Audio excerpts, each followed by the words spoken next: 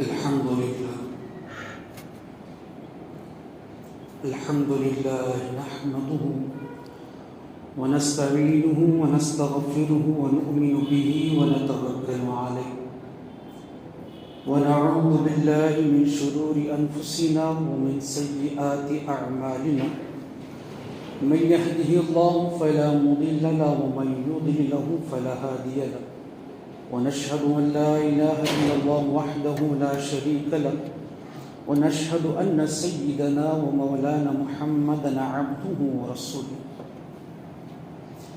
أما بعد فأعوذ بالله من الشيطان الرجيم بسم الله الرحمن الرحيم يا أيها الذين آمنوا اتقوا الله ولتنظر نفس ما قدمت لغد واتقوا الله إن الله خبير بما تعملون صدق الله مولانا العظيم وصدق رسوله النبي الأمين المتين الكريم ونحن على ذلك لمن الشاهدين والشاكرين والحمد لله رب العالمين إن الله وملائكته يصلون على النبي يا أيها الذين آمنوا صلوا عليه وسلموا تسليما اللهم صل على سيدنا ومولانا محمد بارك سلم صلوا عليه صلاة وسلاما عليك يا رسول الله صلى الله تعالى عليه وآله وسلم.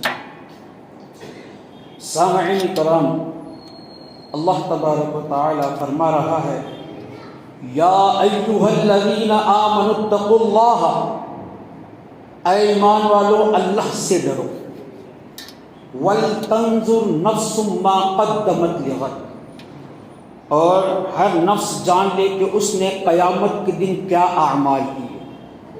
اور پھر فرما رہا ہے وَاتَّقُوا اللَّهَ، اور اللہ سے ڈرو، إِنَّ اللَّهَ خَبِيرٌ بِمَا تَعْمَلُونَ، اور اللہ تمہارے ہر اعمال کو جانتا ہے. اب یہ آیت کی تفسیر میں عرض کرتا ہوں. یا ایھا الذین آمنوا اتقوا اللہ، اے ایمان والو اللہ سے ڈرو. کیسے ڈرنا ہے؟ جس طرح اس سے ڈرنے کا حق ہم پر ہے. ڈرنا دو طرح کا ہوتا ہے. ایک دکھاوے کے لیے ڈرنا، ہم جانتے ہیں کہ اللہ دیکھ رہا ہے، ہم جانتے ہیں کہ اللہ ہم سے ہر چیز سے باخبر ہے، لیکن پھر بھی ہم گناہ کرنا نہیں چھوڑتے. یہ ایک طرح کا گناہ، ایک طرح کا ڈر. جانتے ہیں کہ اللہ ہمیں دیکھ رہا ہے، لیکن پھر بھی ہم گناہ کرنا نہیں چھوڑتے. اور دوسرا ڈر جو حقیقتاً دل سے اللہ کا خوف جو ہوتا ہے، کہ دل جانتا ہے کہ اللہ تبارک و تعالیٰ کی نظر ہم پر ہے، چاہے وہ ظاہری ہو یا باطنی. کیونکہ انسان تو وہ دیکھتا ہے جو اللہ اسے دکھاتا ہے. کیا دیکھتا ہے انسان؟ جو اسے نظر آتا ہے. جو ظاہری چیز ہے اسے وہ نظر آتی ہے،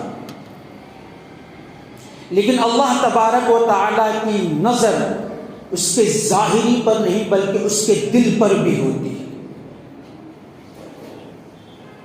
اب افسوس کی بات یہ ہے کہ اے ایمان والو اللہ سے ڈرو.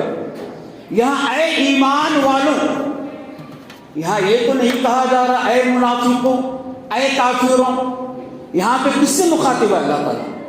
یا ایھا الذین آمنوا اتقوا اللہ، اے ایمان والو. اللہ ہم سے فرما رہا ہے. اللہ جو اللہ اپنے حبیب صلی اللہ علیہ وسلم پر ایمان لائے، اللہ کی جو عبادت کرتے ہیں، جو ایمان والے ہیں.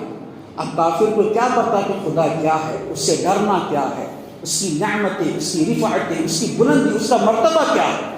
کافر کو کیا پتا ہے؟ اسے تو دنیا کی لذتوں نے گھیرا ہوا ہے. لیکن افسوس کی بات، ایمان والے بھی دنیا کی لذت میں پڑتے ہیں. اب آگے اللہ فرما رہا ہے وَلْتَنْظُرْ نَفْسٌ مَا قَدَّمَتْ لِغَدٍ، ہر نفس جان لے، پہچان لے، اسے جاننا چاہیے کہ اس نے میدان محشر کے لیے یعنی آنے والے قیامت کے لیے کیا اعمال کیے ہیں۔ اگر انسان، امام غزالی مکاشفۃ القلوب میں فرماتے ہیں کہ اے انسان جان لے یہ نفس ہی ہے جو تجھے اللہ کی بارگاہ سے غافل کیے ہوئے ہے۔ انسان کے کتنے دشمن ہیں معلوم ہے آپ کو؟ 2 دشمن ہیں، ایک ہے شیطان اور ایک ہے نفس۔ اب یہاں دیکھیں، اب الحمدللہ رمضان کا مہینہ تو گزر چکا، اکثر یہ لوگوں کے دماغ میں خیالات پیدا ہوتے ہیں کہ رمضان میں تو حدیث پاک تو یہ ہے کہ رمضان میں شیطان کو تو قید کیا جاتا ہے، پھر بھی انسان گناہوں میں مبتلا کیوں ہے؟ پریشان ہے۔ اب جو علم دین والے شخصیت ہیں ان کو تو پتا ہے، جو علم دین نہیں جانتے، جو کاروبار میں لگے ہوتے ہیں، جو علم دین نہیں سیکھتے ہیں، تو ان کے دماغ میں یہ خیال پیدا ہوتا ہے کہ حضور صلی اللہ تعالی علیہ وآلہ وسلم کی حدیث مبارکہ تو یہ ہے کہ شیطان تو قید ہوتا ہے، پھر آیا نوجوان گناہوں میں مبتلا کیوں ہوتے ہیں، کیوں نمازوں کو چھوڑتے ہیں، کیوں گانے بجانے سنتے ہیں؟ تو عزیزان محترم، یہاں پر میں ایک آیت کی جو ہے ترجمہ کرتا ہوں۔ اللہ تبارک و تعالیٰ نے جب حضرت آدم کو پیدا فرمایا، پیدا فرمانے کے بعد فرشتوں کو کیا حکم دیا کہ اے فرشتوں، یہ میرا زمین پر خلیفہ ہے، یہ میرا نبی ہے، لہٰذا تم اسے سجدہ کرو۔ 2 دشمن ہیں نا ہمارے، ایک ہے شیطان اور دوسرا نفس۔ اب شیطان تو بند ہو گیا، لیکن پھر بھی ہم ایمان والے گناہوں میں مبتلا کیوں ہیں؟ تو اب اس کا خلاصہ میں آپ کو یہ عرض کروں کہ اللہ نے حکم دیا کہ حضرت آدم کو سجدہ کرو۔ تمام فرشتوں نے جو ہے حکم سر بجا لایا، حضرت آدم کو سجدہ کیا، لیکن شیطان نے کیا نہیں کیا۔ کیوں؟ اس کو تکبر پیدا ہوا۔ اب یہاں شیطان جو ہمیں بھٹکاتا ہے، اس کا کام تو دنیا والوں کو بھٹکانا ہے، غلط راہ پر لے کر جانا ہے، نمازوں سے دور کرنا ہے، لیکن شیطان کو بھی اللہ کا نافرمان بنانے والی کون سی چیز تھی؟ وہ چیز ہے نفس،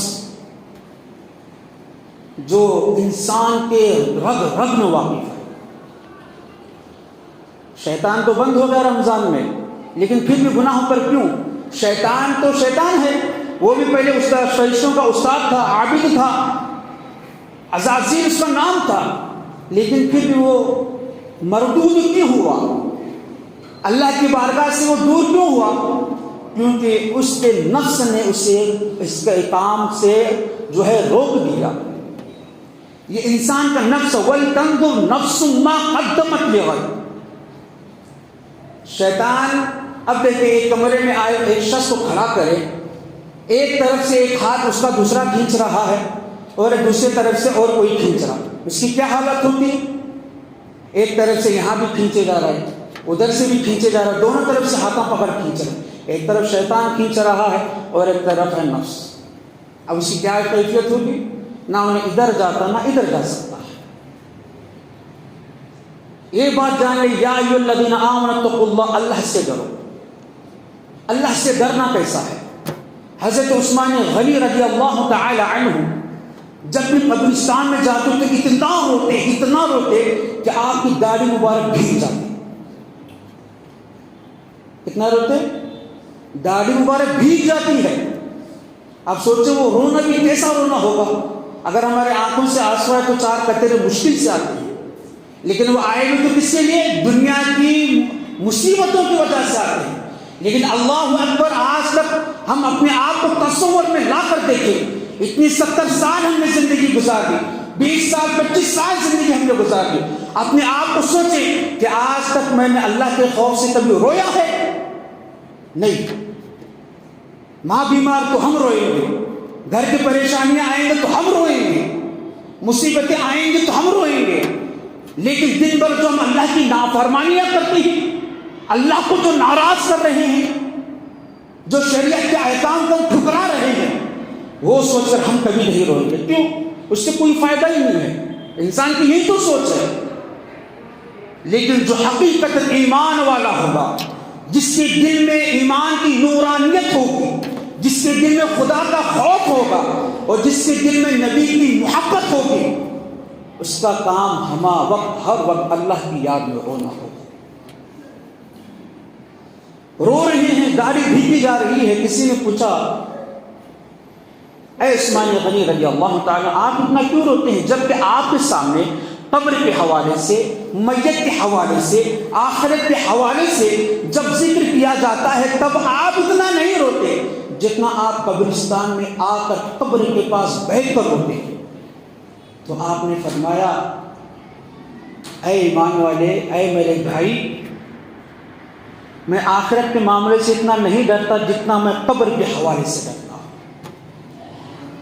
پوچھا کیوں؟ کیونکہ قبر ہی تو پہلی منزل ہے ایمان والے کی. آیا اگر اس نے نیک اعمال کیے ہوں گے، اپنے بھائی کا حق ادا کیا ہوگا، حقوق العبادہ، حقوق اللہ کا پورا حق ادا کیا ہوگا، تو آیا اس کی قبر ہی پہلی منزل ہے. قبر میں اتارنے کے بعد جب اس کے ساتھ سوالات و جوابات ہوں گے، اگر آیا وہ کامیاب ہو گیا تو آخرت میں اس کا بیڑا پار ہے. قبر ہی تو پہلی منزل ہے. مثال کے طور پر اور موٹی زبان میں بولتا ہوں، آپ بازار جائیں، گھر کو تالا ڈالیں، گھر آنے کے بعد اچانک آپ کی چابی گم ہو گئی.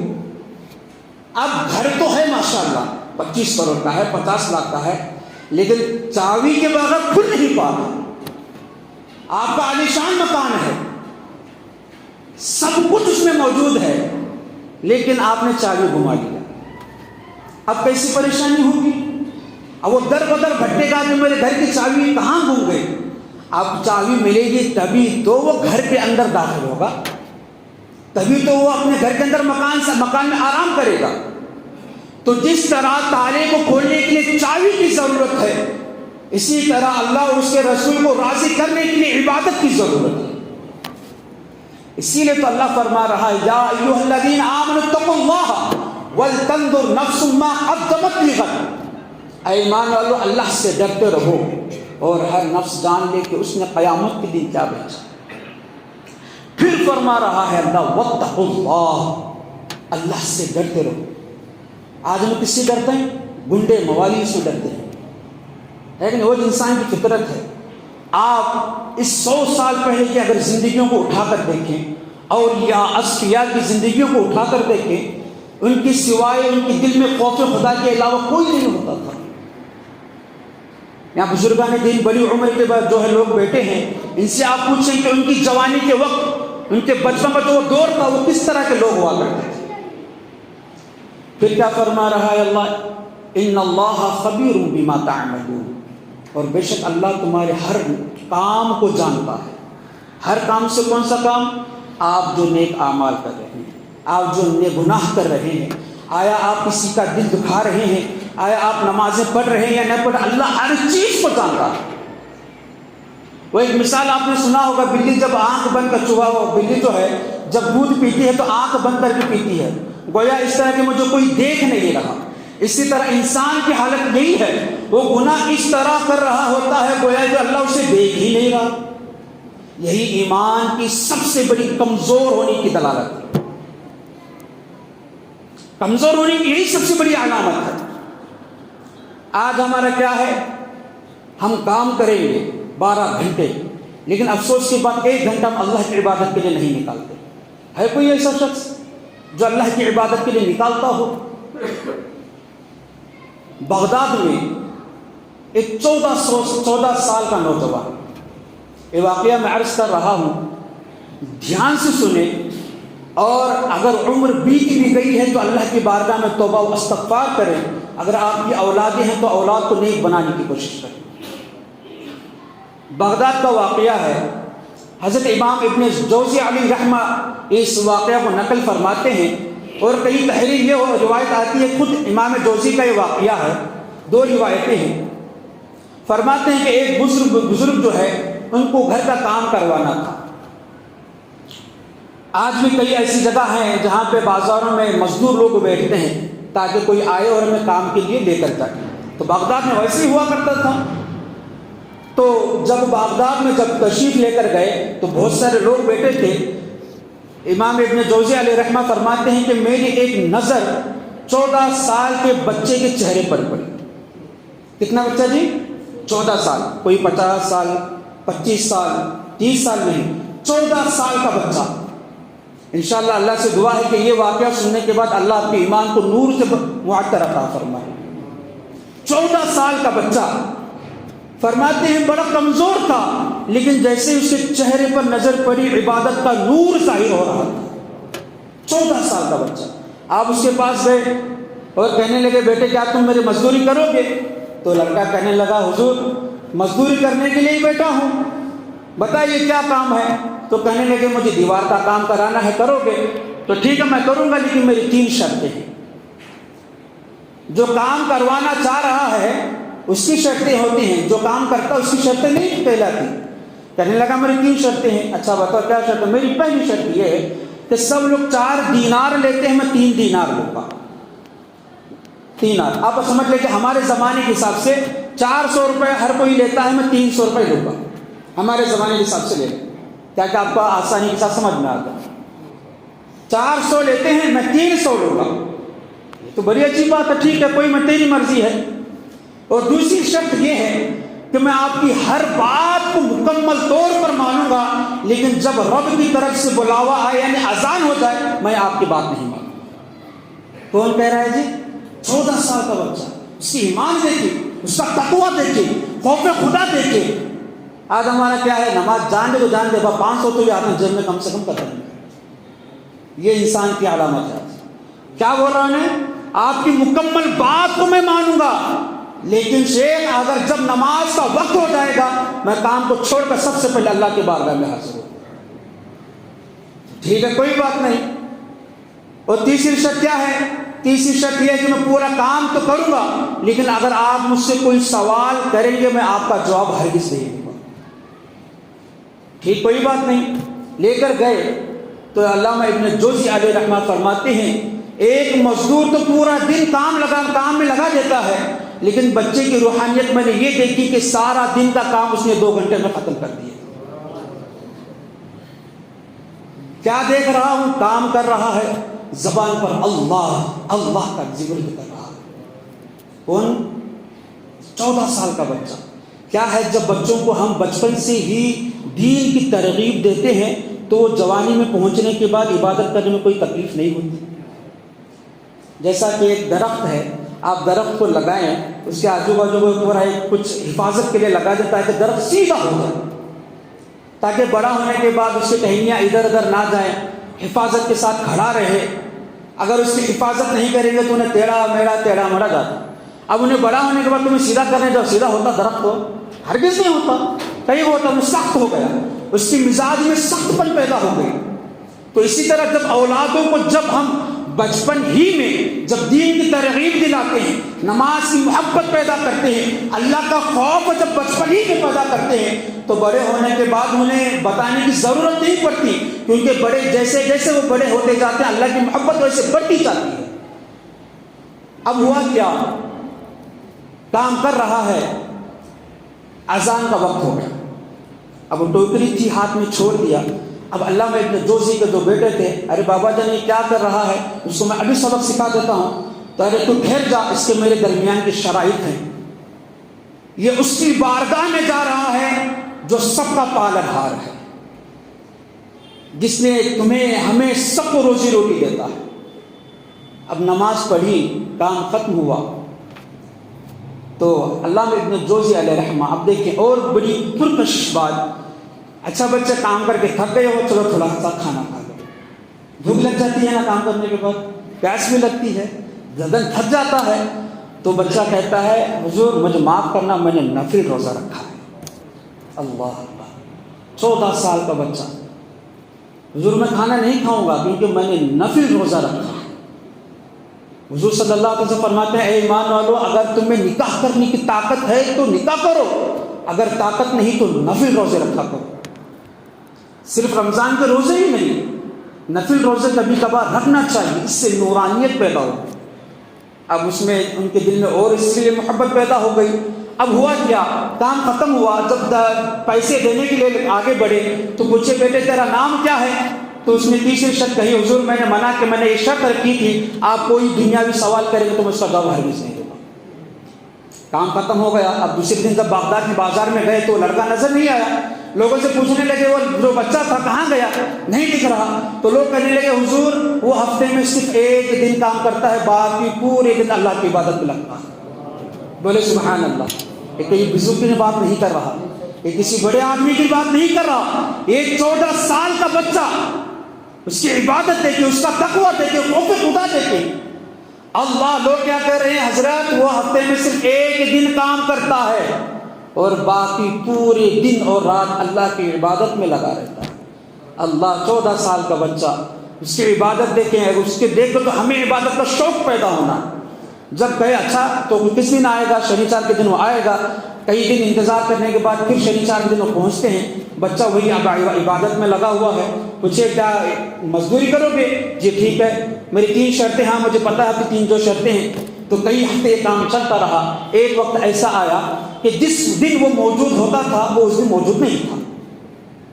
اب وہ پریشان ہو گئے, کیا ہو گیا؟ لوگ وہ پوچھنے لگے بچہ کہاں پہ ہے, یہاں آتا تھا. تو لوگ کہنے لگے حضرت اب وہ بچہ بیمار پڑ چکا ہے, سخت علالت میں, سخت بخار میں. اچھا مجھے بتاؤ اس کا مکان کہاں پر ہے؟ آج کل کا اگر ہمارا ہوتا, ارے مولانا انہیں بڑی بلڈنگ میں رہتا, جو 25 کروڑ کی بلڈنگ ہے, بڑے نوکر چاکر ہیں, بڑے گاڑیاں ہیں, فلاں فلاں ہے. ان لوگوں نے کیا کہا حضرت وہ 14 سال کا جو بچہ ہے بغداد کے قبرستان کے ایک جھوپڑی میں آرام کرتا ہے. یہ ہے ایمان والوں کا رہنے کا طریقہ. ایک جھوپڑی میں وہ آرام کرتا ہے فلاں جگہ پر. اب وہ گئے, دروازے کو ہاتھ لگائے تو وہ دروازہ خود بخود کھل گئے. کیا دیکھتے ہیں, اے علامہ ابن جوزی آئیے تشریف لائیے. بچہ کہہ رہا کیا تم میرا نام جانتے ہو؟ تو بچہ کہنے لگا غریب کی جھوپڑی میں غریب ہی آتے ہیں, امیر کون جاتے گا آ کر؟ ایک غریب غریب کی تکلیف سمجھتا ہے, ایک بیمار بیمار کی تکلیف سمجھتا ہے. اگر لنگڑا ہے تو لنگڑی کی تکلیف سمجھتا ہے. اگر ایک امیر شخص ہے تو غریب کی کیا تکلیف کو پہچانے گا؟ آپ جا کر دیکھیں, غریب تو ہے لیکن اس کے گھر میں کتنی سکون پائی جاتی ہے, اس کے گھر میں مٹھاس ہوتی ہے. آپ وہی امیر گھر کے شخص میں گھر میں جاؤ, اس کے گھر میں سکون نہیں ملے گا. اس کے پاس دولت بڑی ہوگی لیکن وہ قلب سے, دل سے, ذہن سے بیمار رہے گا, پریشان بولے گا. اب اس نے کہا حضرت بڑا وقت قلیل ہے, تھوڑا سا مختصر وقت ہے, یہ چند پیسے لیں, یہ انگوٹھی ہے آپ ہی اپنے پاس رکھیں, آج رات میں مر جاؤں گا. 14 سال کا بچہ, انتقال کر جاؤں گا.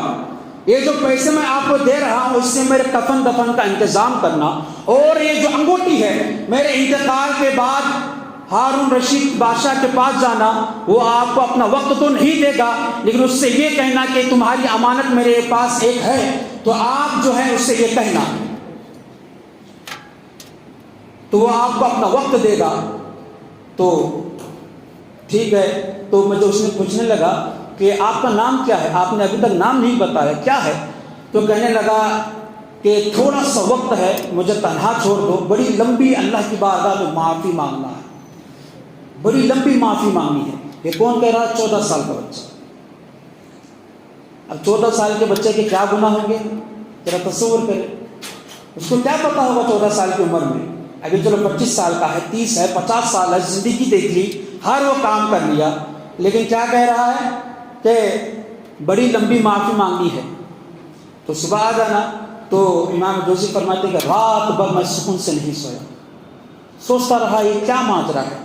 جب صبح 4 لوگوں کو میں جا کر دیکھتا ہوں کہ جہاں پر جو بچہ سویا تھا اس کے گھر میں نورانیت اور ایک مٹھاس خوشبو آنے لگی, اور میں کیا دیکھتا ہوں کفن دفن کا پورا سامان لے کر جا رہا ہوں تاکہ اس کو غسل کیا جائے, کفن پہنایا جائے, لیکن کیا دیکھتا ہوں کہ وہ ایسے سویا ہے کسی نیک ولی کی زیارت کر کے سویا ہو, اور اس کا پہلے سے کفن دفن کا انتظام ہو چکا ہے. اب علامہ جوزی فرماتے ہیں اس کو دفنایا گیا, تب سب کر دیا گیا. اب جو امانت اس کی میرے پاس تھی, میں ہارون رشید کے پاس گیا اور کہنے لگا اے ہارون رشید, تو وہ مجھے پھر کر نہیں دیکھ رہا تھا, تو کہنے لگا کہ تمہاری ایک امانت میرے پاس موجود ہے. تو وہ اترا سواری سے آیا اور کوئی سیٹ میں لے کر جا کر پوچھنے لگا کیا تمہارے پاس میری امانت ہے؟ تو انہوں نے کیا کیا, جیب سے ایک انگوٹھی نکالی اور اس کے ہاتھ میں دیا. جب ہاتھ میں دیا تو چیخ مار کر رونے لگا. کون؟ بادشاہ وقت کا بادشاہ رونے لگا, یہ تمہارے پاس انگوٹھی کہاں سے آئی اور یہ انگوٹھی والا کہاں پر ہے؟ تو فرماتے ہیں جو انگوٹھی والا تھا وہ تو مر گیا ہے, انتقال کر گیا ہے. اچھا تو چلو مجھے اس کے قبر پر لے کر چلو. جب قبر پر پہنچا, بادشاہ وقت, بادشاہ کی شان کیا ہوتی ہے, رونے لگا, چلانے لگا. اب علامہ اپنے جوزی رحمت فرماتے ہیں یہ نہ یہ مرنے والا بتا کے گیا ہے کہ یہ کون تھا, نہ تم بتا رہے ہو. تو بادشاہ وقت بتاتا ہے اے اللہ کے نیک بندے, جو مرا ہے یہ کوئی اور نہیں ہے بلکہ یہ میرا بیٹا تھا. کون بول رہا ہے؟ بادشاہ وقت. وہ کیا کر رہا ہے؟ جو مرا ہے کوئی اور لڑکا نہیں تھا بلکہ میرا اپنا ذاتی بیٹا تھا, میرا اپنا خون تھا, میرا لخت جگر تھا. یہ حضرت ابو داؤد طائی کی بارگاہ میں بیٹھا کرتا تھا, یہ ان کا مرید تھا اور ہمیشہ مجھے کہتا تھا ابا جان یہ دنیا فانی ہے, یہ بادشاہت, یہ جاہ و جلالت, یہ تمام چیزیں فانی ہے, آؤ اللہ کی طرف یہ نیکی کی دعوت دیا کرتا تھا. تو ایک دن اس نے کیا کیا کہ ہم تمام کو چھوڑ کر جو ہے قبر جا کر بسنے لگا, نوکری کرنے لگا, اللہ کی عبادت میں لگ گیا. یہ تو انگوٹھی جو ہیرے کی جو انگوٹھی ہے غلطی سے اس کے پاس تھی, اس کی وجہ سے مجھے پتا چلا. تو عزیزان محترم, بتانا مقصد یہ ہے کہ اللہ جو فرما رہا ہے یا ایھا الذین آمنوا اتقوا اللہ فلتنظر نفس ما قدمت لغد, کہ ایمان والو اللہ سے ڈرو اور ہر نفس جان لے کہ اس نے قیامت کے دن کیا اعمال بھیجے. تو یہ بچے کا, نوجوان کا واقعہ ہمیں یہ درس دیتا ہے, یہ سبق دیتا ہے کہ ہمیں اللہ کی بارگاہ میں کس طرح عبادت کرنی ہے. تو عزیزان محترم, بتانا مقصد یہ ہے کہ انسان کو چاہیے کہ اپنے ذاتی کام کے ساتھ ساتھ انسان کو چاہیے کہ اللہ کی عبادت میں مصروف رہے. ہر انسان جانتا ہے. پھر اللہ کیا فرما رہا ہے, واتقوا اللہ, اور اللہ سے ڈرو. جیسا میں نے ابھی شروعات میں کہا, ہمارا ڈرنا رسمن ڈرنا ہے. ایک جو ہے ایک زمانے میں باپ تھا, چوری کرتا تھا. انہیں بیٹے کو کیا بولا, بیٹے تو باہر دروازے کو اٹھے, میں اندر ذرا چوری کروا, اندر کیا ہے سامان چوری کرواتا ہوں, اگر کون بھی دیکھا آیا تو مجھے بول بات کر کے بولتا ہوں. انہیں جیسے ہی اندر جاتا, ابا ابا کون کی دیکھنے کر کے بولتا ہے, کون آیا بیٹے, کون آیا, کہتا ہے کوئی نہیں ابا, اللہ ہمیں چوری کرتے ہوئے دیکھ رہا ہے. اللہ تبارک و تعالی ہمیں چوری کرتے ہوئے دیکھ رہا ہے. تو عزیزان محترم, انسان کو یہ اگر یہ دماغ میں بٹھا لے, ایک عربی قول ہے من عرف نفس فقد عرف ربہ, جس نے اپنے نفس کو پہچان لیا گویا اس نے اپنے خدا کو پہچان لیا. یہ نفس ہی تو ہے. جیسا میں نے شروعات میں کہا, شیطان سجدہ نہیں کیا, اب شیطان کو کون بھڑکایا, شیطان تو خود شیطان تھا, اسے کس نے بھڑکایا, یہ نفس ہی تھا جو اسے اللہ کی بارگاہ سے پھٹکار دیا, مردود بنا دیا. تو یہ نفس ہی ہے جو انسان کو ہمہ وقت گناہوں میں مبتلا کرتا ہے. اگر انسان اپنے نفس کو پہچان لے, امام غزالی فرماتے ہیں نفس کو ایک ہی چیز جو ہے ختم کر سکتی ہے, وہ ہے قبر کی مٹی, اس کے علاوہ کوئی چیز نہیں ہے. ہاں اگر انسان کا ایمان عقیدہ مضبوط ہو, اللہ پر بھروسہ ہو, اللہ کی ذات پر پختہ امید رکھتا ہو, اللہ کا ذکر کثرت کے ساتھ کرتا ہو, تو نفس اس کا کچھ نہیں بگاڑ سکتا. آج ہم کیا کرتے ہیں, شیطان تو ہے لیکن شیطان تو کیا ہے, اس سے بھی خطرناک دشمن ہمارا نفس ہے, اور اس نفس کو نفس عمارہ کہا جاتا ہے. نفس عمارہ کا مطلب ہے انسان کو گناہ کے راستے پر لے کر جانا, اور ہوتا ہے نفس لوامہ. نفس لوامہ کا کام ہے تمہیں نیکی کی طرف لے کر جانا. یہ دونوں ایک ہی نفس ہے لیکن اس کے نام الگ الگ ہیں. اگر اس کا ایمان کم ہے, اللہ پر جو ہے یقین کم رکھتا ہے, عبادتیں نہیں کرتا ہے, گناہوں میں مبتلا رہتا ہے, تو اس کے نفس عمارہ اس کا مضبوط رہتا ہے, اور نفس لوامہ اس کا کمزور پڑ جاتا ہے. مثال کے طور پر گناہ کرنے کا دل ہو گیا, آرام سے کر لے رہا ہوں, نماز اذان تو ہو رہی, دل میں خیال ہو رہا ہے کہ میں نماز جاؤں, مسجد جاؤں, لیکن کیا ہوا, نماز کی طرف جا رہا تھا, اچانک کئی بازار کی طرف چلے گئے.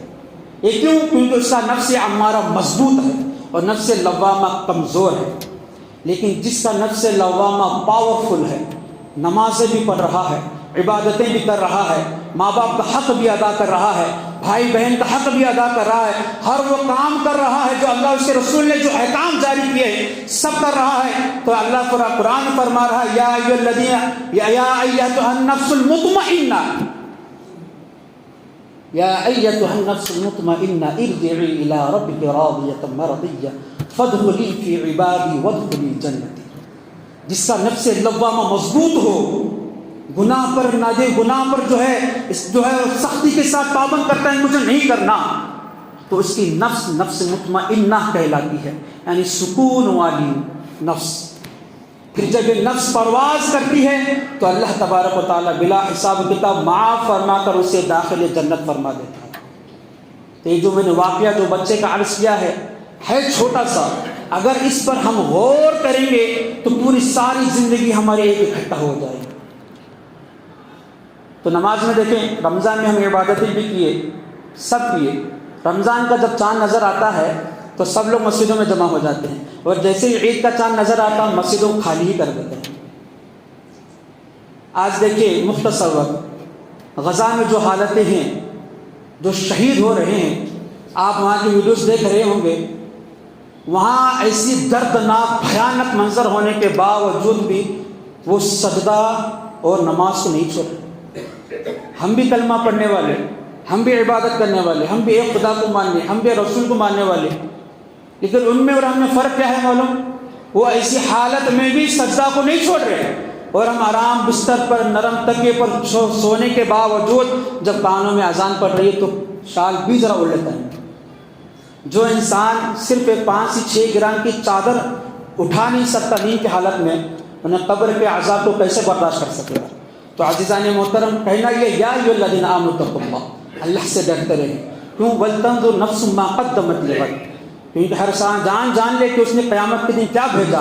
اگر نیک اعمال کیے ہیں، جوانی اچھی گزاری، لونڈیوں کے پیچھے نہیں بھاگا، اللہ کی عبادت میں لگتا رہا، حقوق اللہ حقوق العبادت کرتے رہا، سب حق ادا کیا، تو میدان محشر میں جو اللہ کی بارگاہ میں کھڑا ہوگا تو بندہ کہے گا اے اللہ تو نے جو احکامات جاری کیے تھے میں نے سب کر تیری بارگاہ میں حاضر ہوا۔